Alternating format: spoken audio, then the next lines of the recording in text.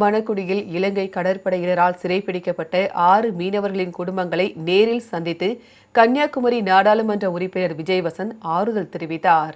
எல்லை தாண்டி மீன் பிடித்ததாக கூறி கன்னியாகுமரி மாவட்டம் மணக்குடியை சேர்ந்த மீனவர்கள் ஆல்பர்ட், அந்தோணிராஜன், அலோசியஸ் உட்பட 6 பேரை இலங்கை கடற்படை கைது செய்து சிறையில் அடைத்துள்ளது. இந்த நிலையில் மீனவர்களின் வீட்டிற்கு சென்ற கன்னியாகுமரி நாடாளுமன்ற உறுப்பினர் விஜயவசந்த் 6 மீனவர்களின் குடும்பங்களுக்கு ஆறுதல் கூறினார். மேலும் ஒன்றிய வெளியுறவுத்துறை அமைச்சகம் மற்றும் இலங்கை அதிகாரிகளுடன் தூதரக ரீதியாக பேச்சுவார்த்தை நடத்தி மீனவர்களை உடனடியாக மீட்க முயற்சிகளை மேற்கொண்டு வருவதாக தெரிவித்தார். மேலும் ஒன்றிய வெளியுறவுத்துறை அமைச்சர் ஜெய்சங்கர் மூலம் பிணைய தொகை இல்லாமல் மீனவர்களை விடுதலை செய்ய முயற்சிகள் மேற்கொண்டு வருவதாக குறிப்பிட்டார். இந்த நிகழ்வின் போது அகில இந்திய காங்கிரஸ் கமிட்டி உறுப்பினர் ஆரோக்கியராஜன், மாநில செயலாளர் சீனிவாசன் மற்றும் காங்கிரஸ் உறுப்பினர்கள் காஸ்டன், மிக்கேல் ஆகியோர் உடனிருந்தனர்.